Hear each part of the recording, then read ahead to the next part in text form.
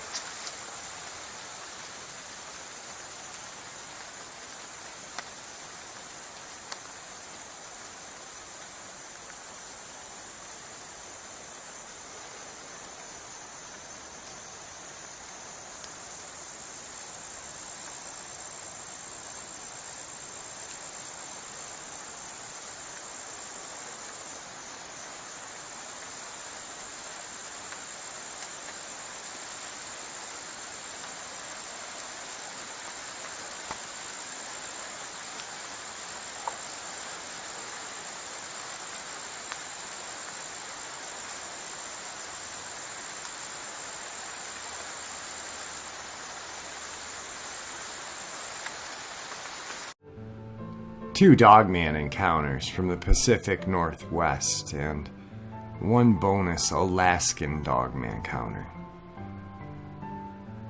This first encounter happened in Lynn County, Oregon. Another night of not being able to sleep due to back pain, I was lying on my side reading when my very close-by neighbor's motion detector light turned on. This happens from time to time. When it turns on, it lights up the entire side of my house. We have lived here 9 years, and I have never once seen anything walk past that bedroom window at night. Since I was facing my large bedroom window, the very bright motion detector light going off caught my attention. I looked up and saw the side silhouette of a Dogman. I said, "Holy crap!" It was walking past my bedroom window. I saw it from mid-shoulders up. The shoulders were huge. Its head was huge. It had pointed ears like a German shepherd and a long snout. Its mouth was slightly open, as I saw a large tongue that seemed to be lolling to the side of its mouth. When I saw this creature and spoke those words, I could swear that the thing slowed down, smirked, and then kept going. That's all I saw that night. Last week, though, while in my bedroom again, I heard something huge land on the ground behind my bedroom wall. That wall has no windows. I heard deep, kind of raspy breathing. I started praying, pleading the blood of Jesus over my house, grounds around it, and all. I do this most nights, but sometimes I forget. I'm awake most nights until 3 a.m. or later due to having severe spine issues as well as fibromyalgia. We live in a lovely manufactured home community. There are lots of trees around here, and it's very close to canals, large open fields, and the woods. I know this is what I saw, but the fact that I saw it has me left amazed. Why is that when so many are seeing them? I guess I just thought since I'm in the house most of the time due to my health, I would never see one. The space between my neighbor's house and ours is about 10 feet. My husband went outside weeks later once I got the courage to tell him that this had happened, and measured the area by the window. The Dogman had to be at least 8 feet tall. What concerns me greatly is no one in the police department or government will alert people to their existence. People are walking around feeling a false sense of security. I know I did. I won't even try to walk outside anymore, and yes, I've cautioned my neighbors, the ones with the security light. I can't think of any other details right now, but it's important for you to know that several years ago a homeless woman was camping out down by the river here in Albany. She was found dead and her tent was really torn up. I believe the police report in the newspaper said she was torn up as well, but I honestly can't remember any of the details. To the best of my knowledge, no one was ever caught for that crime. This is a sleepy town, just over 50,000 people. We no longer get the newspaper, so I have no idea if this has happened again. I do know that a couple was down by that same area and saw a Dogman. It had really frightened them badly. I had heard about this on another YouTube channel. I just want people to be aware so they don't go out at night anymore, especially down by the river. But then, we're not near the river, and I saw one in the middle of the night.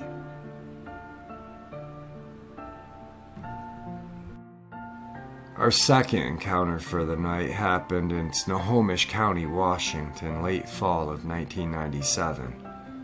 My first encounter happened late at night while driving home to Snohomish from Salton.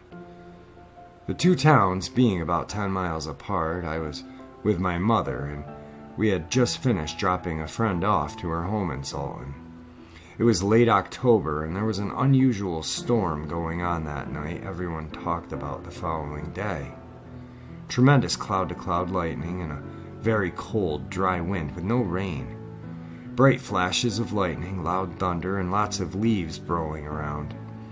After dropping our friend off, we were on a stretch of road that was very dark with farmland on either side of the highway, Highway 2. And both sides having densely wooded hills. We were driving a 1991 Honda Accord, and At this one particular spot in the road, something caught my eye off to the left side, which was a farm field, and there was a break in the guardrail for a dirt road going into the field. Right when we were even to this break, I saw what looked to be this huge dog coming up, and right then it ran in front of our car and I hit it. We could see the top of its back, which we both swear looked more like a hyena at this point than a dog. It had to be huge to see its back over the hood of our car when you're sitting pretty low to the ground in a Honda Accord. Its fur was shaggy brown and molded dark spots, just like a hyena, and its front seemed higher up than its back. The headlights lit it up as it ran right in front of the car, and we could feel it get hit, but didn't see it go either up in the air or off to the right side of the car. It was running from the left side of the highway to the right. We were driving westward. It sent my car into an uncontrollable swerve back and forth into oncoming lane, and I just prayed that I could get it under control. To keep from getting into a head-on collision with what looked like maybe a Ford Aerostar van, a calmness came over me, and I felt like my guardian angel had taken control of the steering because we missed the van by a few inches. After going a little ways further, we were both so shook up I pulled off to the side. My mother wanted to go look for the dog because we both love animals and felt bad about hitting something, but I had a bad feeling about looking for this dog because it had looked so strange and I was afraid of it. It was dark and stormy. I didn't feel safe and I just wanted to go home. We got back into the car and stopped at a little gas station when we first got into Monroe, which is the next town between our town and Salton. We got out to look at the front of my car, thinking surely there would be some evidence of hitting something that large. We were going the highway speed when we hit it, which is 60 miles an hour, like a dent, some fur or blood, but there was nothing there. Not a scratch. The whole thing had a very supernatural feel to it. The look of this dog, which was huge and looked more like a hyena, just didn't seem right. Neither did the timing of it running in front of us, like it wanted to make us stop on that dark stretch of road and get out of the car, which we did, but we got right back in. I never saw it on two legs. It ran on all fours, but there was something so calculated about the way it came up to the highway and looked at our car and ran in front of it. It seemed planned. It was such a strange, electromagnetic type of storm that night, too. The next day, people knew that lived miles and miles apart in many different directions all talked about the storm and one particular loud thunderclap that shook everyone's home. They all thought it was directly over their home, but they were still all miles apart. I'm pretty sure this happened in October of 1997 and no later than 98. For our final encounter, we go all the way up to Matanuska Valley County, Alaska. My encounter took place many years ago. I never had the faintest explanation for it until a couple of months ago when I randomly stumbled across the Dogman on the internet. I was in my early 20s working swing shifts at this time and commuting about 100 miles each way, so it was usually around 2 a.m. when I arrived home. I saw the monster, as I call it, on the northernmost section of Trunk Road in Matanuska Valley in Alaska. This area is almost smack in between two towns of Palmer and Wasilla. I was only about 10 miles from home at this point, so it must have been around 2 a.m. Trunk Road is a narrow two-lane road consisting of nothing but twists and turns. The surrounding terrain is somewhat swampy and thick with black spruce. It was late in October, days before Halloween. There was no snow on the ground, but it was cold enough to be wary of ice. I was driving an 82 Subaru SW going about 20 miles an hour around a curve when my headlights caught a large, dark figure up ahead. I'm bad at judging distance. Maybe 6 car lengths away, I instinctively let off the gas, coasting closer. At first, I assumed it was a moose, as the area is infested with them, but no, it was standing upright. A bear, then? No, not a bear. It looked so strange. Tall enough to be an uncommonly large bear, but far too slender. And it looked like it had spikes running down its neck and back. A Halloween prop? It was an odd but effective place for one. All those thoughts ran through my head in a fraction of a second. The car was still coasting closer, and I could see more details. It was standing in a profile, gazing across the road. I could clearly see its wolfish muzzle, large, upright ears, and spikes on its back were in fact clumps of fur. Its spine curved in a smooth, very natural-looking way. It was standing in a ditch inches from the pavement. Because I was focused on its upper body, I do not recall anything about its back legs or if it had a tail. I did see its front legs, though, very doggy-looking, hanging awkwardly down and slightly towards its front, exactly as you'd expect if a dog stood upright. While it clearly had a canine look, there was still something off about it that I can't articulate. It was perfectly still, and at this point, given the proximity to Halloween, I was quite convinced that it was some sort of Halloween prop because it was clearly not any kind of existing animal. I was deeply impressed and gently stepped on the brakes, intending to stop and examine it closely. Then it turned its head towards me.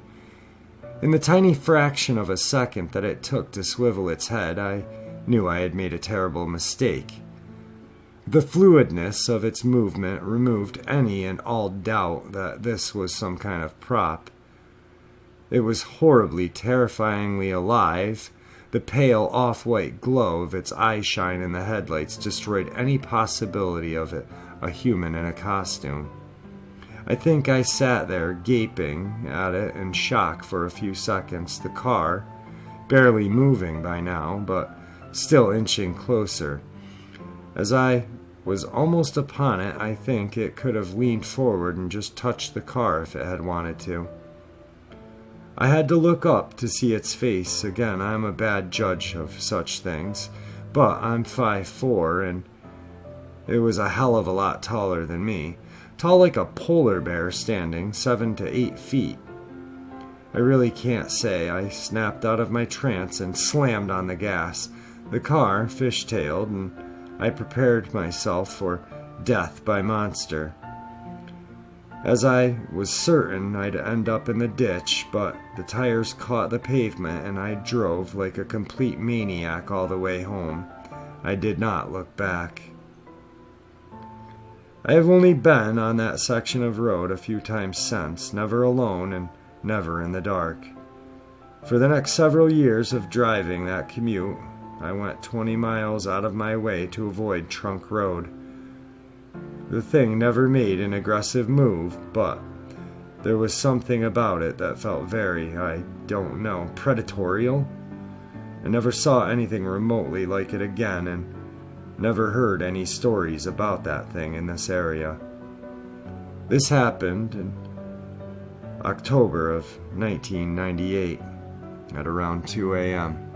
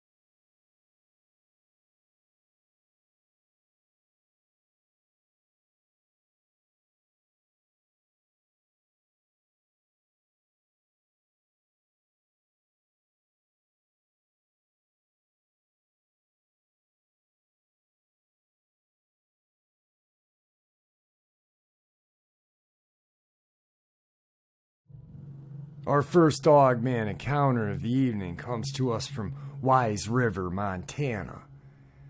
A humid summer evening in July of 2015, around 11:30 p.m. I live alone in this remote location and I don't have cable, so my only option is satellite TV. It was a humid summer night in July and the TV was acting up, so I needed to go out and readjust the satellite like usual. I took a flashlight and a gun with me. When I went outside, I noticed it was unusually quiet. I also purchased an AR due to the other sightings I have had, but they weren't as credible as this, to chalk up as a Dogman. Like so silent it was unnerving. I brushed the thought off and went to the dish, which is in the corner of my yard. I went to work making sure all the wires were all right and pointed it to a different angle. Suddenly I heard a small snap of a stick to my left and turned the flashlight to the direction, and I saw the creature standing there. I got a good look at it for what seemed like an eternity, but was about 10 seconds. I slowly backed off and ran back to the house and locked all the doors and windows. The creature was unlike anything I had ever seen before. When I shined the light at it, the first thing I saw was its head. It had cropped ears that pointed upwards. Its snout was narrower than a bear's and longer. I could make out large teeth protruding from its jaw. Its eyes were a deep red shade that seemed to reflect off the light I was pointing at it. The body was muscular and huge. It had long arms that appeared to be longer than its legs, broad shoulders that tapered into a skinnier waist. It was slightly crouched over when I saw it, with one hand wrapped around a small tree. I could make out the legs, which looked similar to a dog's legs. Even with the crouched position, it was still about my height, which is 6 foot. Standing up full height, this creature could have easily been 7.5 feet. The fur was black and thicker around the neck and chest, and the bottom half significantly less. I don't know if it was aggressive or not. What I know is I had a feeling of dread unlike anything I have ever experienced. Was it just observing me or stalking me? For a creature this large to be that silent, it got 15 yards from me without me even noticing. All I knew was I needed to get out of there and didn't want to find out. I don't live on that property anymore, but after the event, I never had another face-to-face. But I'd hear sounds in the woods I couldn't explain. They would start off relatively quiet and work their way up to a furious howl or a scream, then back down to quiet again. I don't know if this was the same thing because it could have been just the local wildlife. Our second Dogman encounter of the evening. So, I've done a lot of cryptid research and I have yet to find anything that sounds exactly like what my friends and I used to call the white thing. I grew up in rural Pennsylvania and a big group of us used to hang out at a friend's parents' house. His dad was a doctor, so they had a huge house deep in the woods, so we would spend basically every day and night there. Everyone knew about the white thing, and honestly, just hearing about it scared me so much I hated walking to my car at night. The woods just seemed real odd. I'd never personally seen it, but I wasn't allowed to spend as much time there as most of the other kids, but I trusted what they told me. They always talked about the white thing, as they called it, and described it as about 7 to 8 feet tall, pure white, humanoid body type. It could run extremely fast. Everyone who had seen it encountered it a few times, but was never able to get a great look at it because the minute it was spotted, it would run back into the woods. The weirdest encounter was when the family's aunt went on vacation once she left her tiny dog to stay at the house while she was gone. It was a real nice dog, and she hung around and played with us the week she was there. She never strayed too far from the lawn and was obviously trained. One night she went out to use the bathroom on the yard and she never came back. They found her collar and everyone assumed the white thing ate her. No one ever really talked about her again. The strange thing was, when I was in college, I was interviewed by a man writing a book. He wrote about myths and legends of Pennsylvania. We were talking about this road from the same area of the small town I was from, about 800 people, that has a lot of typical scary legends around it. After we were done, we were just chatting, and he said he had come across a few old reports of a werewolf in the town from the early 1900s, I think. He asked me if I had ever heard of anything like that, and I told him about the white thing. And he seemed a little surprised, but that's as far as the conversation went. I moved away and don't really visit there much or talk to any of those people anymore, but I wonder if it still exists, or if it ever did, or it was just a story from a bunch of kids about something that they just all believed in. Also, my interview was never included in any of the books, and I was a little disappointed. Sorry if this was lengthy, but I was just wondering if anyone had any similar experiences. Maybe it was an albino Dogman. Our third and final encounter of the evening. Now, this encounter is definitely not a Dogman, but it is some sort of cryptid, and it literally scared me reading it, so I thought I'd share it with you guys. I hope you guys enjoy this one. When I was a child, I would get sent to my grandmother's house on school holidays. She lived directly across from a sugarcane field. My uncle and cousins lived in Innsvale, where my uncle would leave my cousins at our grandmother's house as well so we could play. We regularly played in the cane field. When the cane was fully grown, we could play hide and seek, tag, and race each other through the cane, often with our arms up protecting our faces. A few times we thought we could hear someone else running with us. One day we were walking through the cane, talking about nothing important, when we thought we saw another kid in the distance of the cane. We called out to them, but they looked at us. When we got closer, we saw it was certainly not a person, but this bizarre and pale-looking humanoid thing. It turned to us, not necessarily in a threatening way, yet we didn't know what it was, so we ran away. A few days later, Grandma went to work one evening, leaving my cousins and I alone at the house. One of my cousins went outside for some reason, but came back crying. We asked her what was wrong, and she said there was something crouched behind the wheelie bin growling at her. We all decided to check it out. The thing was there again, but now you could see it better. It was definitely a very skinny and abnormally long arms, with hands past its knees. It was hairless, no genitals or nipples, but was definitely naked, sort of like a sickly Ken doll. It had a nose that was basically two slits, like Lord Voldemort's. It had big but purely black eyes, no white, a long face, what I'm assuming to be a mouth, yet it was just like a line in its face where the mouth should have been. And it sort of had these long fingers that kind of was gripping the bin, I guess. The reason we got such a clear description of the thing was because it was poking its head out from behind the bin to stare at us. We decided to throw things at it, or near the bin, to see what it would do. It made a growling, screaming noise like an angry cat, but deeper. Then it stood up. It wasn't very tall or big, possibly a similar size to my cousins and I, who were 10 to 12 years old at the time. It then turned around, crouched down, and ran or bounded away on all fours back into the cane field.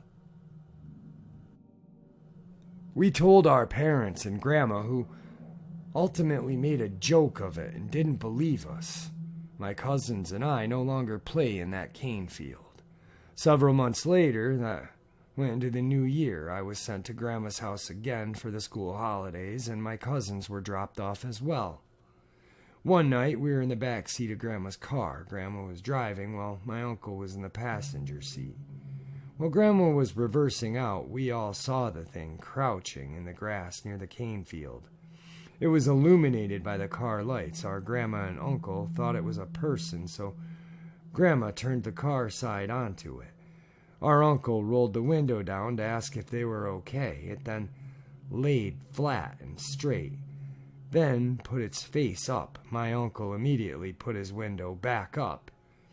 It was the thing again, but this time instead of running and bounding away, it sort of slithered or shuffled backwards into the cane while staring at the car and lying down.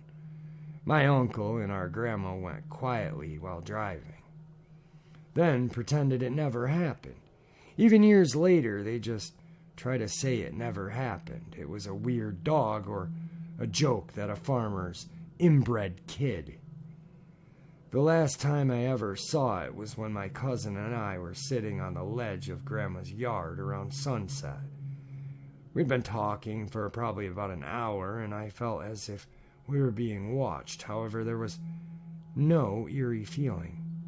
We suddenly stopped talking and turned our heads to see it standing there, sort of poking out of the cane field, basically openly watching us. We weren't sure what to do, but my cousin moved his hands up, almost like a wave. It moved its hands similar, but still had its arm down and did it on the side. Then a car was coming down the road, so it darted back into the cane. I have no idea what this could have been. It seemed to just want to watch us more than anything. Though despite the abnormal appearance, it didn't seem malicious. We have no idea what it was, where it came from, why it was there, if it wanted to do anything with us, etc. We also couldn't talk to anyone about it because you'd certainly get made fun of or thought you were crazy.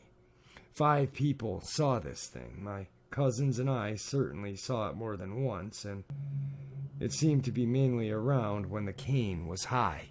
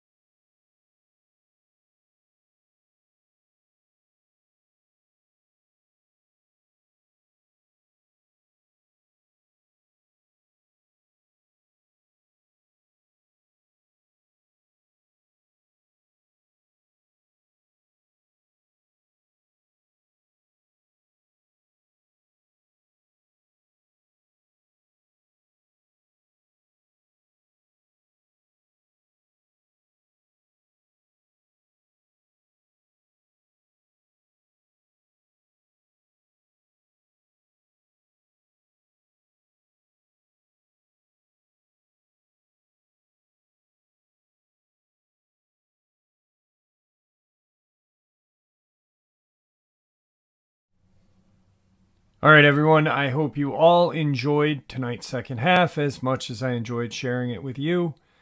I want to thank you all for all of your support. It truly does mean the world to me. Please, everyone, stay safe, and may the Great Spirit watch over us all and guide us down that path that we call life.